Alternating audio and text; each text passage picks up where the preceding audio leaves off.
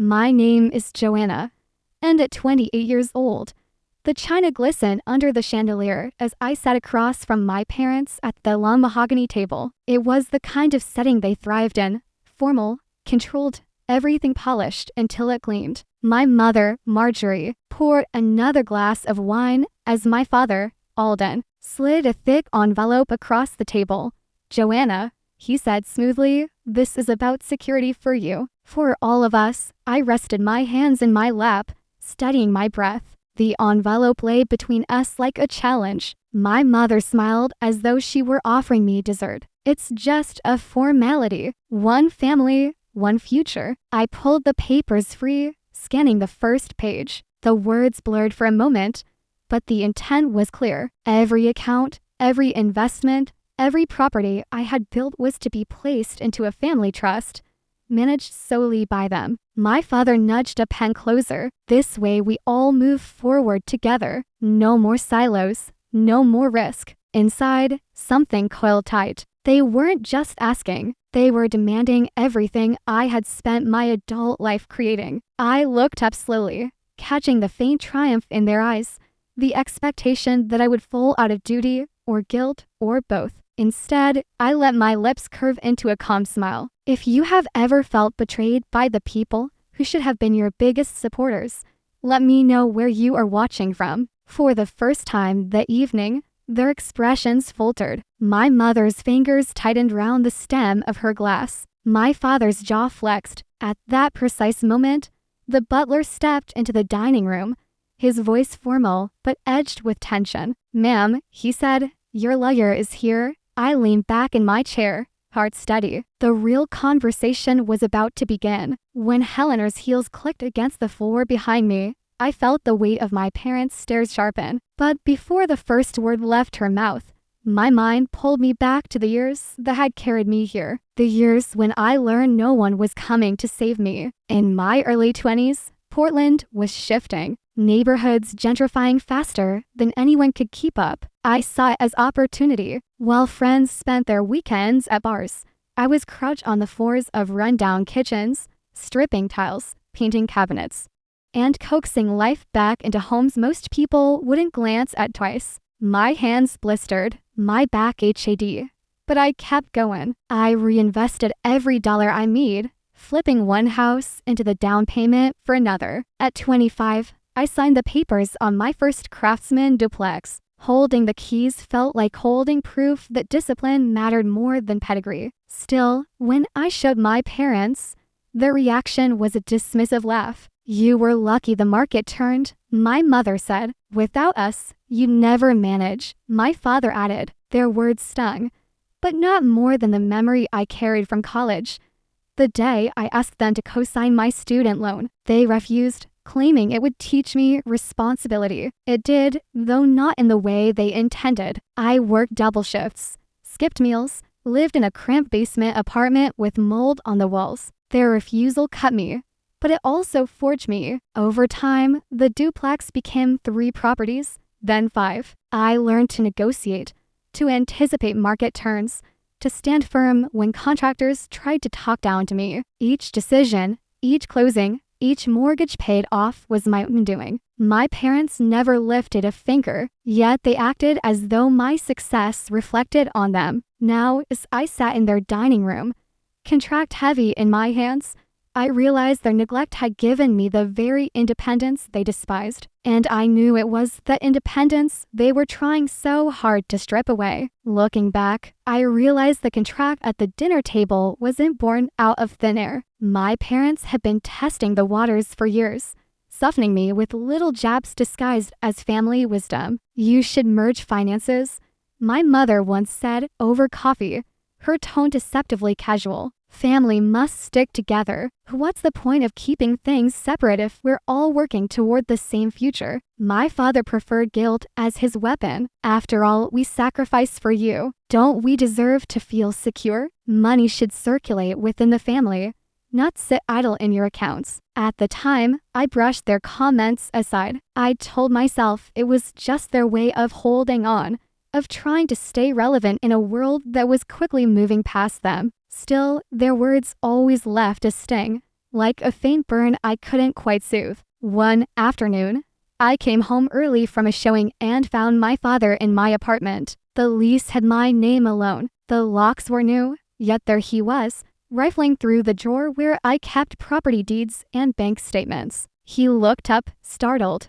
before recovering with a stiff smile. "Just curious," he said, as if curiosity gave him a right to my life. I forced a laugh, told myself he was old-fashioned, raised in an era where a father felt entitled to his child's peepers. But when he left, I noticed the envelope holding my latest closing statement was half out of place, like a page had been thumbed too far. For a while, I convinced myself it was nothing. Parents worried, parents pried, parents crossed boundaries out of love. But deep down, a small voice began to whisper that it wasn't love at all. It was entitlement. That voice grew louder each time they brought up unity and legacy until it was impossible to ignore. And by the time the contract appeared on the dinner table, I knew that whisper had been right all along. Helena's rival was as sharp as a blade slicing through silk. She stepped into the dining room with her briefcase in hand, her eyes cool, assessing the scene before her. My parents stiffened in unison as though they hadn't expected me to arrive with armor. "Good evening," Helena said smoothly, setting her case on the edge of the table. "I understand there's a contract my client is supposed to sign." Marjorie's smile cracked. "This is a private family matter. There's no need for lawyers." Helena ignored her, sliding the papers from the envelope. She flipped through them quickly, her brow arching higher with each page. Then came the smirk. "Wow," she murmured, closing the folder with a snap. "This isn't a trust. It's a complete transfer of authority. If Joanna signed this, you have unilateral control over her assets. Every dollar, every property, every account." The silence that followed was suffocating. My father recovered first. "It's about trust, Helena, about protecting our family from risk." His voice was calm, but the muscle in his jaw betrayed him. "Interesting," Helena replied evenly, "because what I see is a document where Joanna loses every right to her own money. If it's really about trust, why is she the only one who surrenders anything?" My mother leaned forward, her tone syrupy sweet. "You know us, Joanna. We'd never hurt you. This is just a formality." I sat back, my hands folded neatly in my lap. The contract lay on the table between us, a symbol of everything they thought they could demand. I could feel their eyes pressing against me, willing me to break, to cave, to sign. Instead, I looked directly at them and let my voice cut through the air like glass. "We're finished here tonight." For the first time in my life, I saw something rare in my parents' expressions. Not control, not confidence, but fear. It flickered across their faces before they masked it. But I caught it, and it settled into me like a promise. I pushed my chair back, steady and deliberate, already knowing they wouldn't let this end so easily. I had barely risen from my chair when my father's voice cut through the air. "Sit down, Joanna. You're not thinking clearly." My mother's hand fluttered toward the untouched wine glass in front of me. "There's something you need to hear first," she said, her tone softer than I'd heard it all evening. "Something that changes everything." Against my better judgment, I eased back into my seat. Helena stood behind me, arms crossed, her presence a steady anchor. My father stippled his fingers and fixed me with a measured stare. "The Vance estate in Rhode Island," he began, "has been tied up in probate for years, but the process is nearing its end. We're poised to regain full control of the property and its assets. It's worth more than you can imagine." Marjorie leaned in, her smile sharp, but dressed in warmth. "And of course, you are our daughter. You stand to benefit as much as we do. But unity is essential. Probate courts value stability. Families that fracture, well, let's just say judges don't look kindly on chaos." The implication was unmistakable. Sign the contract, prove my loyalty, and I'd be welcomed into the circle of inheritance. Refuse, and I'd be cast out. For a moment, I let them talk, their words dripping like honey over poison. They painted the estate as a fortress of history and legacy, something that was rightfully mine. If only I'd surrender my independence. But beneath the varnish, I saw the truth. The Rhode Island estate wasn't a gift. It was a leash. They wanted me tethered, bound not just by blood, but by paper and pen. My wealth had become their bargaining chip, and the so-called inheritance was the bait. I glanced at Helena. She didn't speak, but her eyes told me she understood. This wasn't about legacy. It was about control. My father's glare hardened, a storm gathering behind his calm facade. Without us, he said flatly, you'll lose everything. I straightened my spine, studying my breath. The irony nearly made me laugh. They had given me nothing, yet now they threatened to take it all. Helena placed a hand on my shoulder, a silent reminder that we weren't finished. And I knew then that the only way forward was not just to defend what I had built, but to uncover just how deep their desperation ran. After that dinner, I knew talk would get me nowhere. My parents weren't negotiating.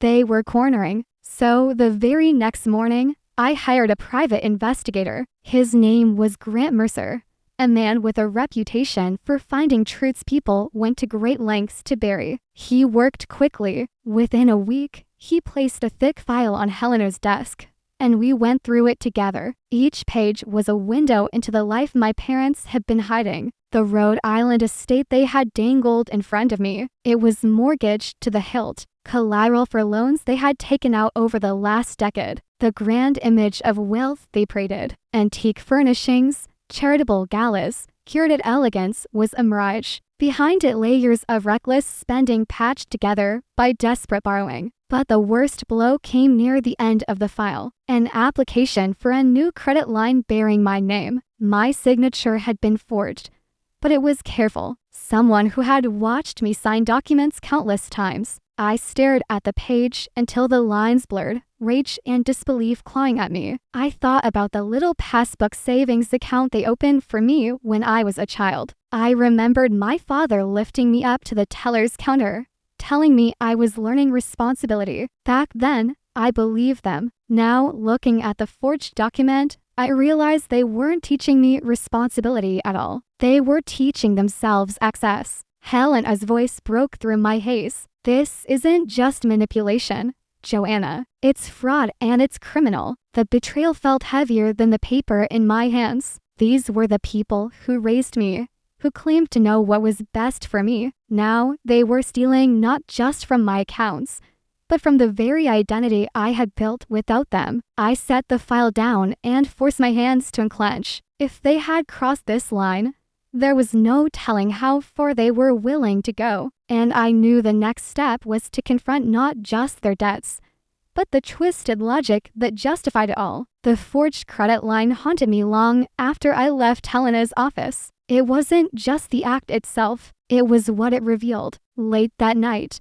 lying awake, my mind wandered back to memories I had never questioned until now. When I was 10, I begged for piano lessons. My parents refused, telling me I needed to learn discipline without indulgence. When I asked for help with college applications, they brushed me off with a lecture about independence. And when I pleaded for a co-signature on my first loan, they refused again, claiming it was tough love. For years, I carried those moments like badges of resilience, proof that I could weather anything without their support. But looking back now, I saw them for what they were, rehearsals. They weren't teaching me independence. They were conditioning me to accept abandonment, to normalize neglect, so that when exploitation came later, I might confuse it with love. The thought made me sick. Still, guilt slithered in, whispering that I was being unfair. After all, hadn't they given me a roof, meals, clothes? Wasn't I ungrateful for rejecting the people who raised me? I voiced this once to Helena,